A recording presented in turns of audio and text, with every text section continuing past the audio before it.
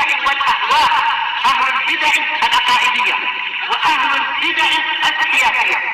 نقول بيننا وبينكم السلف، بيننا وبينكم الكتب، كان فيقول البدع بيننا وبينكم. Bismillahirrahmanirrahim. Alhamdulillah hamdan katsiran tayyiban mubarakan fi kama yuhibbu rabbuna wa yardah. Asyhadu an la ilaha illallah wahdahu la syarika lah wa asyhadu anna Muhammadan abduhu wa rasuluh sallallahu alaihi wa ala alihi wa ashabihi wa man tabi'ahum bi ihsanin ila yaumiddin. Amma ba'd. Ikhwanil kiram, waffaqani Allah wa iyyakum li kulli khair. Alhamdulillah, pertemuan yang lalu kita selesai dari babus sulh yang pada bab tersebut kita mengambil pelajaran penting dalam kehidupan ketika seorang bermuamalah. Hendaknya dalam setiap persengketaan berupaya untuk menempuh jalur islah. Dan itu lebih baik, sebagaimana Allah Subhanahu wa taala telah katakan wasulhu khair. Ini menunjukkan bahwasanya syariat kita betul-betul menjunjung tinggi kerekatan ukhuwah dan sangat menjaganya, serta bagaimana menghilangkan hal-hal yang bisa merusak ukhuwah tersebut. Karena mesti dalam setiap muamalah terkadang ada yang namanya mukhasamah, ada persengketaan. Ketika hutang piutang ada pihak yang lupa berapa hutangnya. Ketika kerjasama ada hal-hal yang terkadang menimbulkan persengketaan. Maka ketika kita telah mengetahui pembahasan tentang sulh ini, hendaknya betul-betul diupayakan pada persengketaan tersebut, bahkan dalam permasalahan rumah tangga. Sekarang kita masuk pada bab baru, yaitu babul wakalah. Bab tentang al-wakalah wasyarikah wal musaqati wal muzara'ah. Ada 4 hal yang digabungkan oleh Imam As-Sa'di rahimahullahu ta'ala dalam satu bab yang insyaallah ta'ala masing-masingnya akan kita bahas, yaitu tentang wakalah yang pertama, yang kedua asyarikah, kemudian yang ketiga al-musaqah, dan yang keempat al-muzara'ah. Kita awali dulu dari al-wakalah, yang perkara ini akhwan sangat penting untuk diilmui oleh setiap muslim maupun muslimah. Terlebih lagi karena perkara wakalah mencakup hal-hal yang berkaitan dengan hak Allah Subhanahu wa taala maupun hak sesama anak Adam. Sehingga seorang hendaknya bisa membedakan mana-mana perkara yang bisa diwakilkan, mana yang tidak.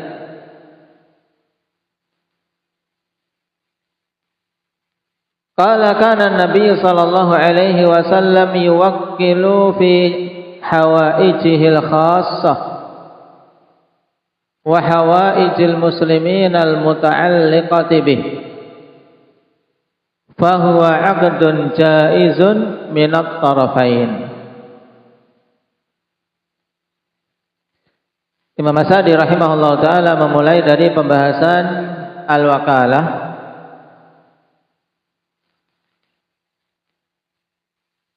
di mana Nabi sallallahu alaihi wasallam dulu beliau mewakilkan pada kebutuhan-kebutuhan pribadi beliau terkadang, dan juga terkadang mewakilkan kebutuhan-kebutuhan kaum muslimin yang berkaitan dengan beliau. Dan wakalah merupakan akad yang sifatnya jaiz, karena akad secara umum ada aqdun jaiz, ada aqdun lazim. Aqdun jaiz yaitu akad yang sifatnya jaiz, di mana kedua belah pihak boleh membatalkan kapan saja akad tersebut karena tidak mengikat.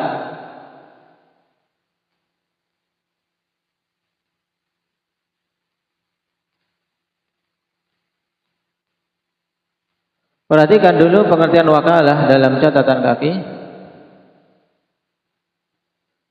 Qala jama'a al-muallifu hadhihi al-'uquda fi babin wahid. Wasyarikatu wal musaqatu wal muzara'atu mutaqaribatun fi ahkamiha wa sayati ta'rifuha. Di sini Imam As-Sa'di rahimahullah taala menggabungkan akad-akad ini, 4 jenis akad dalam satu bab, dan berkaitan dengan masalah syarikah, musaqah dan muzara'ah ini perkara-perkara yang dari sisi hukumnya hampir sama, hukumnya dekat. Perbedaannya tidak jauh antara syarikah, musaqah dan muzara'ah. Dan insyaallah akan datang pengertiannya. Adapun al-wakalah, perhatikan yang dimaksud dengan al-wakalah itu apa? Secara istilah, al-wakalah hiya istinabatu jaizit tasarrufi ghairahu fima tadkhuluhun niyabah. Istinabah yaitu apa? Istinabah apa, Badri?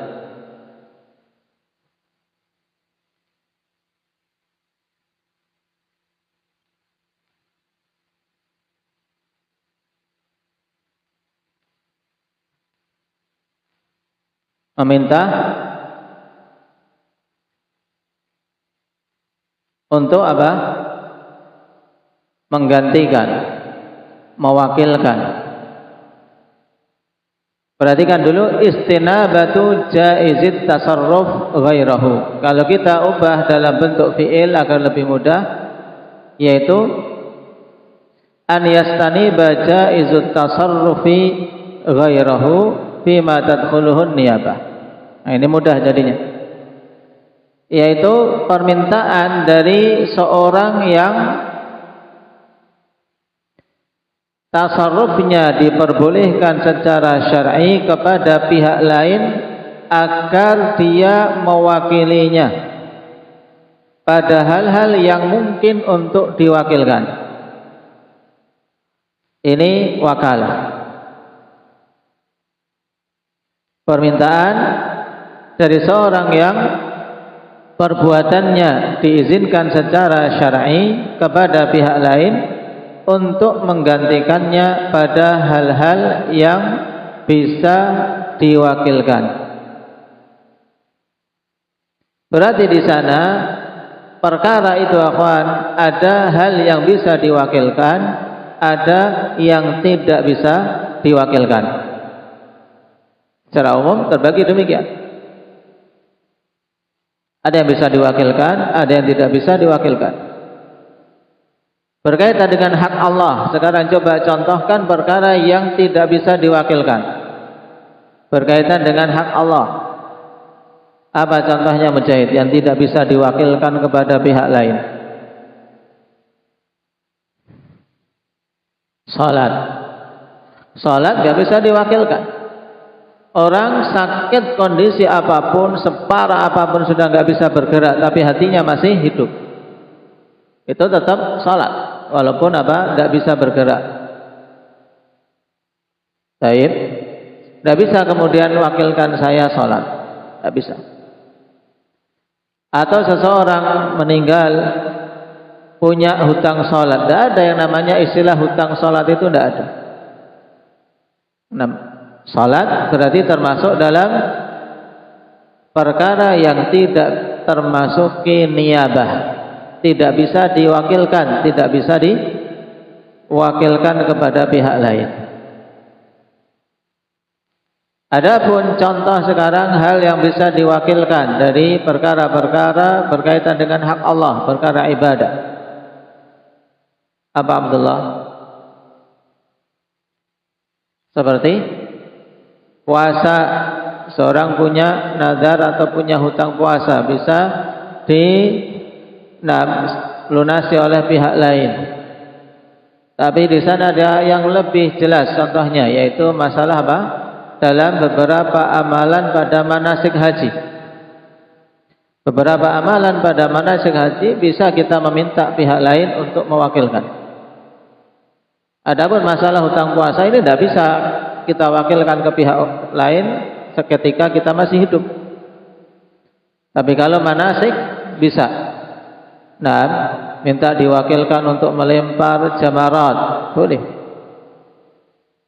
Nah, tapi di sana juga ada hal-hal yang tidak bisa diwakilkan. Ini contoh. Jadi al-wakalah pengertiannya tadi istinabatu jaizit tasarrufi ghairahu fima tadkhuluhun niyabah. Berarti keluar dari pengertian ini ketika orang yang tasarrufnya tidak diizinkan secara syar'i. Misalnya orang gila minta untuk diwakilkan sesuatu perkaranya, tidak bisa. Nah, dia meminta menunjuk sebagai apa? Pihak lain sebagai wakalah. Dipersyaratkan jaizut tasarruf, dan istilah jaizut tasarruf mencakup siapa saja. Indah Iqbal telah kita lewati yang masuk kategori jaizut tasarruf.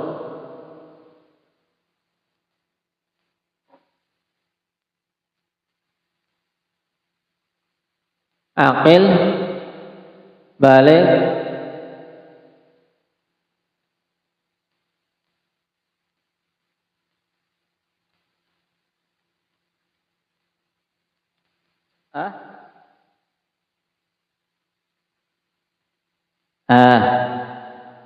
apa? Hurriyah. Nah, seorang apa? Seorang yang merdeka. Terus rushd ini mencakup lebih luas dari sekedar berakal. Terus al-bulugh, kemudian al-aql. Jelas kalau seorang memenuhi kriteria ar-rusydu mesti dia apa? Aqil baligh. Kemudian dia apa? Hur, bukan seorang budak.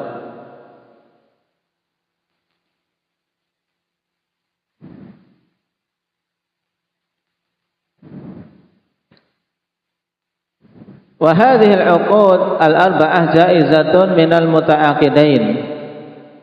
Yajuzu likullin minhuma fasxuha wa tabtulu bi mauti ahadihima wa jununihi. Dan akad-akad yang empat ini itu sifatnya jaiz bagi pihak yang melakukan akad. Maksudnya apa?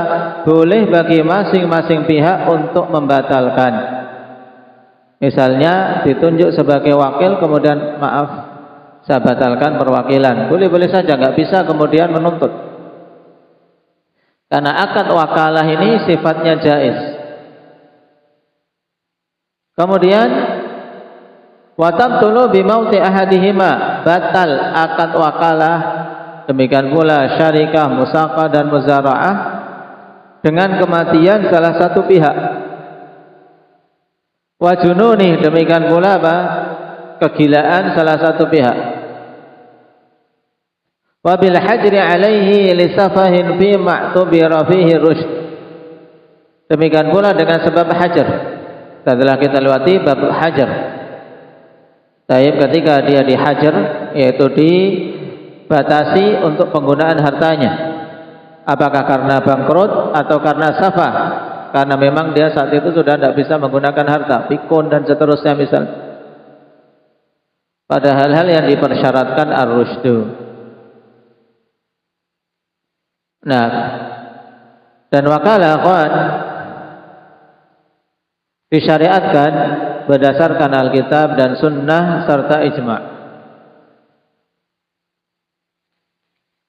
Dalil dari Al-Quran yaitu firman Allah Subhanahu wa ta'ala, fab'athu ahadakum biwarikikum hadhihi ilal Madinah. Pada kisah siapa ini? Fab'athu ahadakum biwarikikum hadhihi ilal Madinah. Allah Subhanahu wa ta'ala mengkhabarkan perkataan siapa? Indak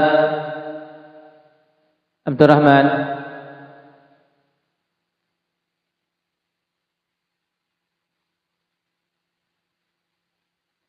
Nah, ashabul kahfi, para pemuda kahfi yang baru bangun dari tidurnya. Selama berapa tahun mereka tidur di dalam goa? Indak ya syukran.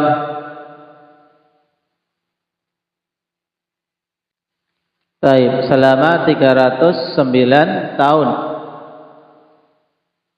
di dalam goa. 7 orang pemuda bersama dengan anjingnya. Anjing ikhwan ketika ikut bergabung dengan orang-orang saleh ikut disebut-sebut dengan kebaikan. Enggak dilupakan. Lihat ini. Ini diantara fadilah, diantara keutamaan seorang bergabung dengan orang baik. Walaupun dia tidak bisa ikut baik seperti mereka, anjing gimana bisa ikut seperti manusia? Tapi anjing ini menyertai orang-orang saleh. Allah Subhanahu wa ta'ala abadikan penyebutannya di dalam Al-Quran. Nah,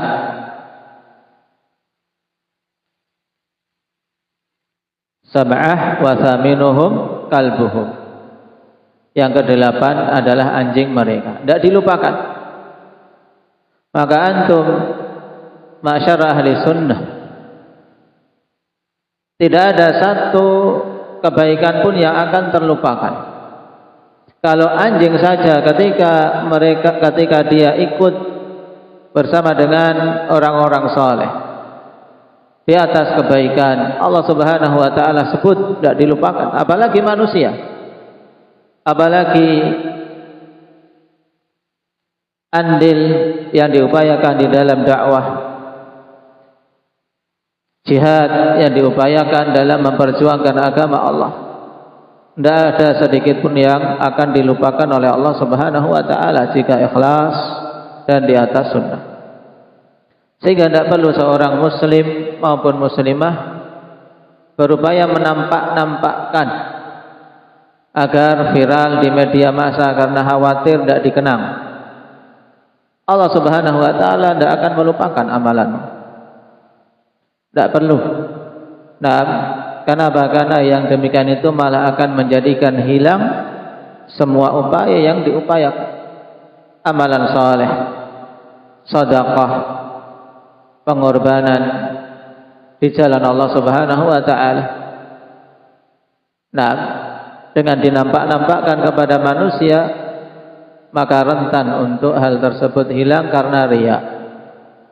Adapun seseorang melakukannya ikhlas, tidak memperdulikan apakah manusia mengenangnya atau tidak, yang penting itu tersimpan di sisi Allah, maka yakin itu tidak akan hilang, tidak akan dilupakan oleh Allah Subhanahu wa ta'ala sama sekali.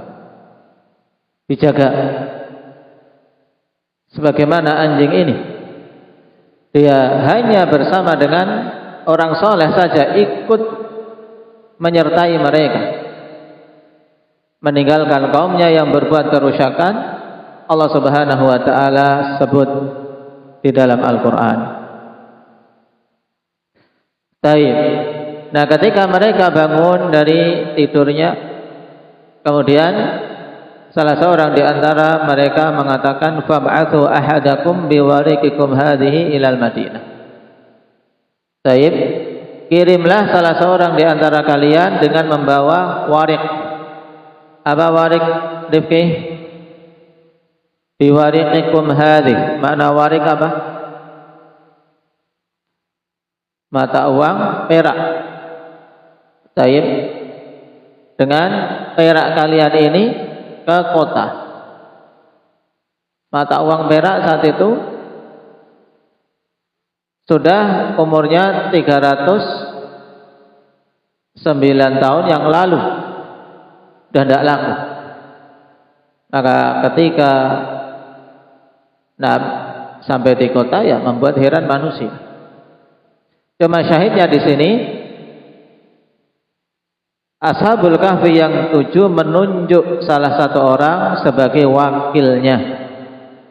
Fab'adhu ahadakum biwarikikum hadhihi ilal Madinah. Maksudnya tunjuklah salah seorang di antara kalian sebagai wakil untuk menukarkan atau membawa dirham-dirham ini, mata uang ini untuk ke kota membeli barang.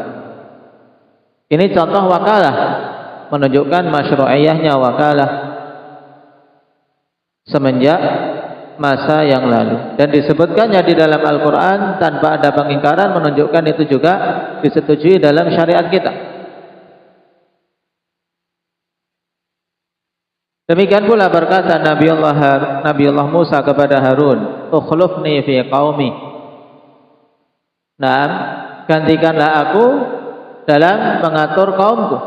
Ketika Nabi Musa ingin pergi memenuhi panggilan Allah Subhanahu wa taala ke Bukit Tursina. Taib, ini juga Nabi Musa menunjuk Harun sebagai wakilnya.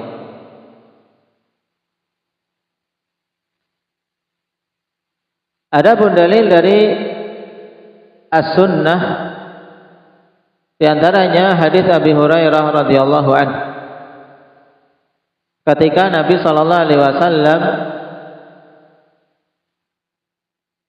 menunjuk Unais sebagai wakil beliau mendatangi seorang wanita yang berzina untuk ditanya apakah betul dia berzina. Jika dia mengaku maka dirajam. Kata Rasulullah sallallahu alaihi wasallam, "Waqdu ya Unais ila mar'ati hadza fa in i'tarafat farjumha." Pergilah engkau wahai Unais kepada istri orang ini, jika dia mengaku telah berzina maka rajamlah. Baik. Ini diantara dalil dari As-Sunnah yang menunjukkan masyru'iyahnya wakalah, perwakilan. Jadi masalah wakalah bukan hanya masalah uang saja. Baik. Adapun dari ijma', maka dinukilkan ijma' tentang disyariatkannya wakalah oleh sederetan para a'immah, di antaranya Imam Ibnu Qudamah dan yang lainnya. Baik.